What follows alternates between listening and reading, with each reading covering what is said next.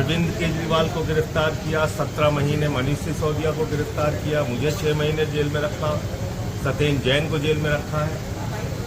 और जब ठीक चुनाव करीब आ गया तो अमानतुल्लाह को आज पकड़ के जेल में डाल दिया, क्योंकि अब जमानत हो रही है एक के बाद एक।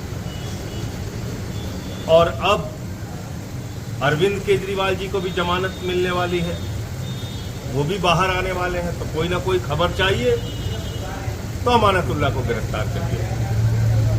निराधार बेबुनियाद कोई मामला नहीं है अमानतुल्लाह के खिलाफ। कैसे गिरफ्तार किया गया? एक इंसानियत होती है, इंसानियत को कुचल कर गिरफ्तार किया गया। अमानतुल्लाह की सासू मां का कैंसर का ऑपरेशन हुआ है 3-4 दिन पहले। वो गंभीर हालत में अस्पताल से यहां लाई गई और घर पे एक वृद्ध महिला जो जिंदगी और मौत से जूझ रही है, घर वाले बता रहे हैं कि भाई उनकी हालत ठीक नहीं है, हमने आपसे लिख के समय मांगा है। ऐसा भी नहीं कि ईडी को नहीं पता था।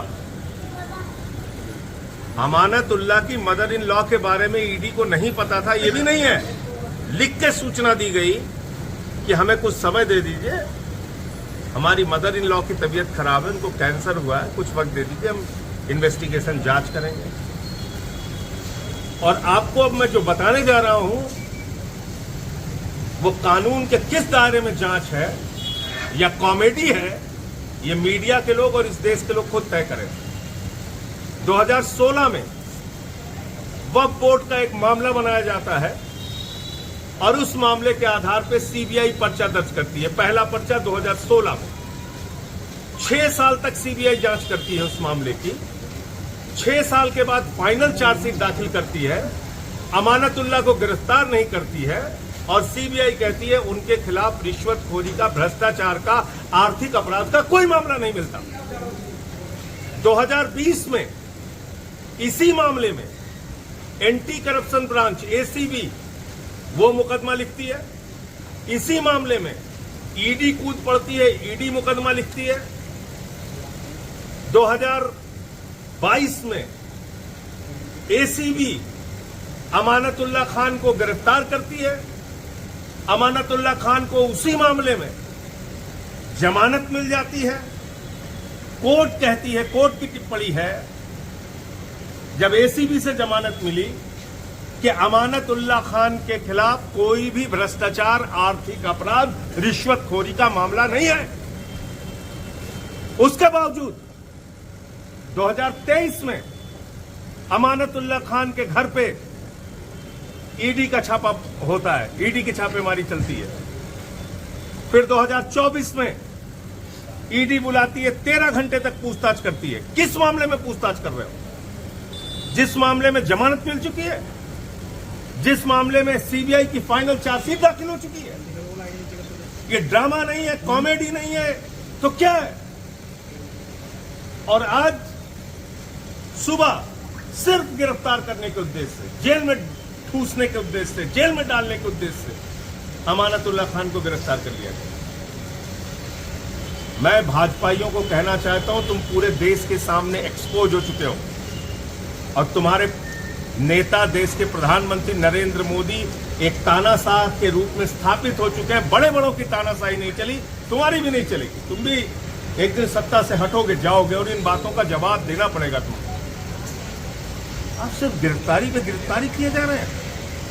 सुप्रीम कोर्ट से ईडी को लताड़ लग रही है, सीबीआई को लताड़ लग रही है, जांच एजेंसियों को लताड़ लग रही है। बावजूद इसके आप सुधरने का नाम नहीं ले रहे।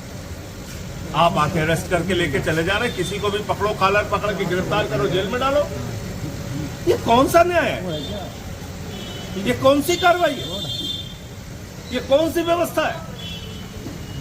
तो इसलिए पूरी की पूरी आम आदमी पार्टी अमानतुल्लाह खान के साथ खड़ी है, उनके परिवार के साथ खड़ी है। उनकी जो वृद्ध सासू मां है, उनके साथ हम लोगों की सिंपैथी है, सहानुभूति है।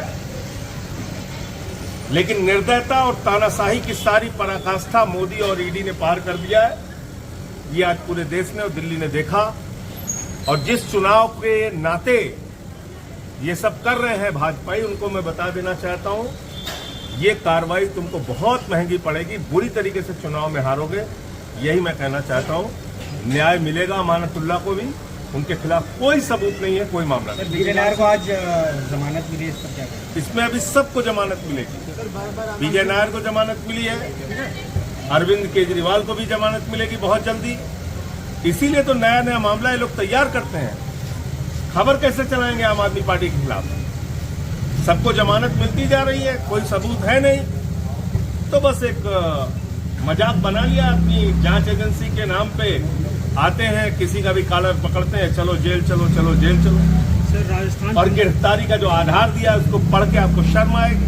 सर राजस्थान कह रहे हैं हमारे ऊपर चिल्लाया गया, उल्टा उनके परिवार पे चिल्लाया गया।